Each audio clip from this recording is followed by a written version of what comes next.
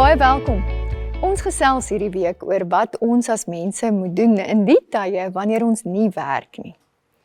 Tradisioneel word daar gesê dat 'n mens 1/3 van jou dag by die werk spandeer. Baie van ons werk langer ure as dit. 1/3 van jou dag moet jy slaap. Baie van ons kry aansienlik minder slaap as dit. En 1/3 van jou dag het jy dan oor om die lewe te leef. Dis egter nie heeltemal so eenvoudig nie.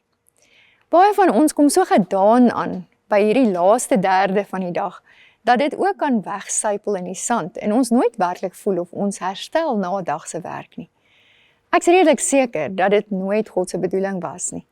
Om hierdie rede het gelowige mense 'n groot verantwoordelikheid om te kyk na hoe ons lewens inrig. Veral daardie tye wanneer ons nie werk nie, naamlik aande, naweke en vakansies, en ook bewus te wees van wat ons van mekaar verwag. Een van die dinge wat veronderstel is om vir ons natuurlik te kom, maar waarmee ons moderne mense baie sukkel, is rus. Trouwens, smag elke mens na die diep soort rus waarvan Psalm 23 praat. As dit sê, die Here is my herder, ek kom niks kort nie. Hy laat my rus in groen weivelde. Hy bring my by waters waar daar vrede is. Hy gee my nuwe krag. Hy lei my op die regte paaie tot die eer van sy naam. Ek wonder, wat doen jy as jy rus? Rus is nie net slaap nie, alhoewel rus ook slaap kan insluit. Op die diepste manier is rus nie net die afwesigheid van aktiwiteit nie, maar die afwesigheid van die innerlike dryf wat ons interne engines vol stoom aan die gang hou. Om te rus beteken dat ek myself tyd gun, waar ek niks aan iemand hoef te bewys nie, ook nie aan myself nie.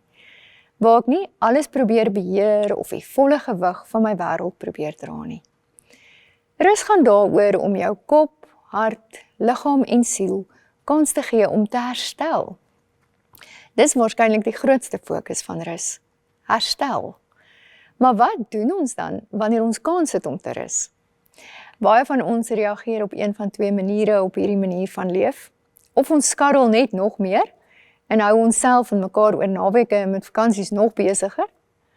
Of ons voel so oorweldig deur die chaotiese tempo, waarmee ons siges en lywe nie kan bybly nie, dat ons onsself op allerlei maniere verdoof.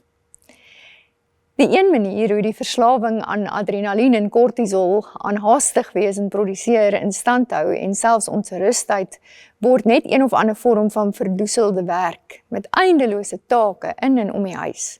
Eindelose sosiale verpligtinge, eindelose lysies wat wag. Aan die ander kant is daar weer die van ons wat so oorweldig is deur alles, dat ons onsself verdoof met alles en nog wat. Te veel wyn, te veel suiker, te veel kos, te veel slaap, te veel TV, te veel selfoon met ure wat wegsypel in Instagram en Facebook en YouTube. Dinge waarin ons onsself oorgee en wat ons nam of verdoof, en eintlik net verder leeg laat voel. Diep rus is nie veronderstel om ons verder uit te put of leeg te suig nie, te verdoof of te nam nie. Beide hierdie reaksies gaan my nie help om te herstel nie. Rus is nie 'n vinnige pleister om in die oomblik beter te voel nie, maar eerder so salf in 'n verband wat my regtig help om op alle vlakke van my bestaan te herstel, sodat ek weer gereed is vir wat die lewe vra. Dan kan jy hierna gaan sit en vir jouself vra, hoe lyk dit wanneer ek regtig rus en jouself dit gun om vir 'n slag diep te rus, sodat jy verfris en met nuwe krag 'n dag of 'n week kan begin. Kom ons bid saam. Here, leer my weer opnuut hoe om te rus op so 'n manier dat ek herstel en met nuwe krag my lewe kan leef. Amen.